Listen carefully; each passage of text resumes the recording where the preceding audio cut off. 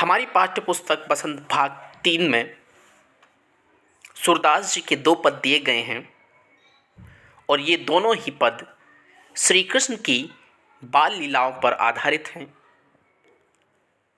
सूरदास जी ने श्री कृष्ण का जीवन का बाल्य दशा का जो मनहारी और मनोवैज्ञानिक और सजीव चित्रण प्रस्तुत किया है, ऐसा चित्रण हिंदी साहित्य में किसी और कवि के द्वारा नहीं देखा गया। तभी से कुछ विद्वानों में इस बात को लेकर मतभेद है कि जन्म से अंध व्यक्ति के लिए श्री कृष्ण की बाल लीलाओं का सूक्ष्म वर्णन करना असंभव है।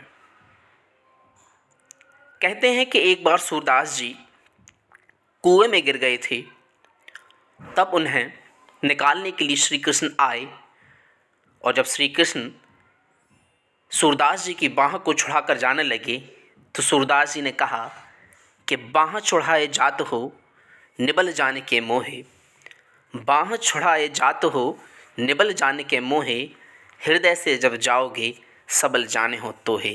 कहने का मतलब है कि श्री कृष्ण मेरे आराध्य, मेरे इष्ट, तुम मेरी बाहें छुड़ाकर जा रहे हो क्योंकि मैं कमज़ोर हूँ, लेकिन असली ताकत वाला, असली हिम्मत वाला मैं तुम्हें तभी मानूंगा जब तुम मेरे हृदय से जाओगे। तो चलिए शुरू करते हैं आज का हमारा चैप्टर 15, जिसका शीर्षक है सूरदास के पद। बच्चों, प्रथम पद में सूरदास जी ने श्री कृष्ण के बालपन के एक किस्से के बारे में बताया है, जब माँ यशोदा उन्हें दूध पिलाने के लिए झूठ मूठ कह देती हैं कि इससे तेरी चोटी लंबी हो जाएगी।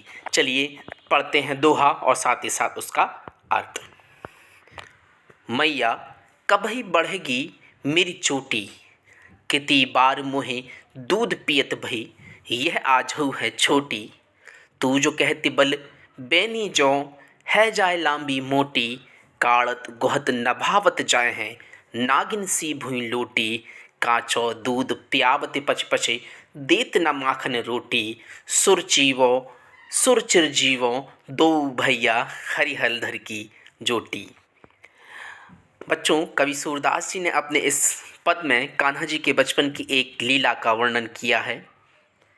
इस पद के अनुसार यशोदा माता कान्हा को दूध पिलाने के लिए कहती हैं कि इससे उनकी चोटी लंबी और मोटी हो जाएगी।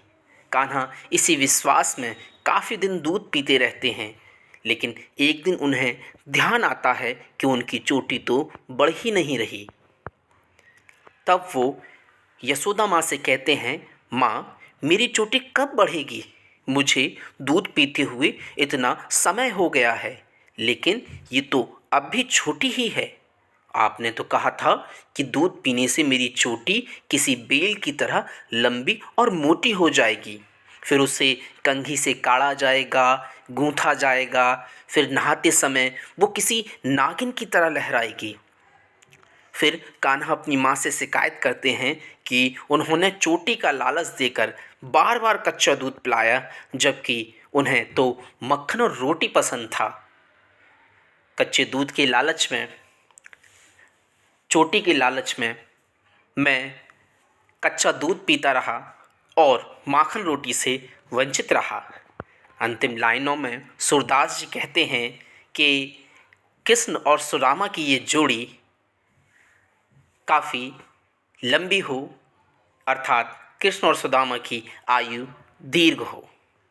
बच्चों, अब चलते हैं हम अपने दूसरे दोहे की तरफ, जिसमें गांव की महिलाएं इकट्ठा होकर माता यशोदा के आंगन में आती हैं और शिकायत करती हैं, उल्हाना देती हैं, कहती हैं कि तेरा नंदलाल, तेरा लाला दिन भर हमारे घरों में घुस जाता है अपने सखों के साथ में, और हमारा जो गौरस है उसको खाद लेता है, फैला जाता है, इसको संभाल के रखो। चलिए शुरू करते हैं। तेरो लाल मिरो माखन खायो, दोपहर दिवस जानी घर ढूंढ ढूंढ ढंढूर आप ही आयो, होली के बार पैठ मंदिर में दूध दही सब सखन खबायो, ऊखल चढ़े सीखे को लेनो अनभावत भुई में ढरकायो, दिन प्रतिहान होत गौरस की यह ढोंटा कौन ढंग लायो, सुर श्याम को हटके ना राखे।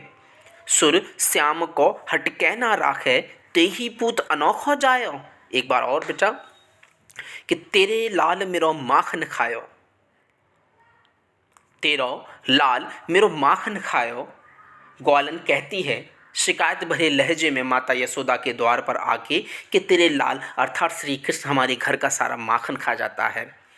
दोपहर दिवस जानी घर सुनो, और जब उसे लगता है कि अब दोपहर हो चुकी है, गांव के सभी ग्वाले काम पर गए होंगे और गांव में सन्नाटा होगा, सुनसान होगा, तो वो ढूंढते ढूंढते अपने आप आ जाता है। खोल के बार पैंठ मंदिर में दूध दही सब सख ने खवायो। किवाड़ खोलकर मंदिर के अंदर रखा हुआ दूध दही वो ढूंढ लेता है, खुद खाता है और अपने साथ में जो दोस्त हैं, सखा हैं, उनको लेके आता है, उनको खिला देता है। और उससे बचने के लिए जो दही मक्खन घी हमने ऊंचे पे लटकाया था कि ऊखल चढ़ी सीखे को लेनो, अन भापत भुई में ढरकायो। ऊखल अर्थात जिससे धान कूटी जाती है, तो ऊखल पे चढ़ करके जो गौरस ऊपर जो छींके पे लटकाया गया था उस पर वो पहुंच ना पाए, तो जुगत लगाते हैं श्री कृष्ण ऊखल पे चढ़ के और सीके से उतार लेते हैं। और इस क्रिया को करते वक्त कुछ माखन दूध दही जमीन पर गिर जाता है। और ऊखल चढ़ सीखे को लेनो, अन भापत भुई में ढरकायो। दिन प्रति हानि होत गौरस की, यह ढोंटा कौन ढंग लायो। फिर बाद में कहती हैं कि यशोदा कि दिन प्रतिदिन डेली रोज रोज हमारे यहाँ गौरस की अर्थात गाय के दूध से निर्मित दूध दही मक्खन आदि की हानि हो रही है। समझ नहीं आता तूने ये किस ढंग का बालक पैदा किया यशोदा। और अंतिम लाइन में सूरदास जी कहते हैं कि ग्वालिन कहती हैं कि अपने इस पुत्र को सुरस्वामी को हटके ना राखे, ते ही पूत अनोखा जाए। क्या तुम इसको संभाल कर नहीं रख सकती हो? बच्चे हमारे भी हैं, क्या तुमने ही अनोखा पूत जाया है? क्या अनोखा पूत तुमने ही पैदा किया है? कवि सूरदास जी से अपना यह पद कान्हा की माखन चोरी की लीला को समर्पित किया है। गोपियाँ यशोदा माँ के पास आकर कहती हैं, हे यशोदा, तुम्हारे पुत्र कृष्ण ने हमारा मक्खन चोरी करके खा लिया है। दोपहर में वो घर को सूना देखकर घर में घुस आया और अपने दोस्तों के साथ मिलकर सारा दूध दही खा गया। आगे गोपियाँ कहती हैं, कान्हा ने ओखरी पर चढ़कर छीके से सारा मक्खन उतारा, खा पीकर कुछ मक्खन जमीन पर भी फैला दिया।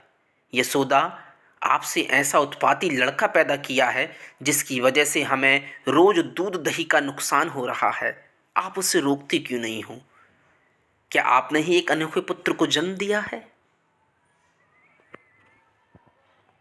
डियर स्टूडेंट, इसके प्रश्न उत्तर के लिए आप वीडियो के डिस्क्रिप्शन में जाइए। Thank you very much.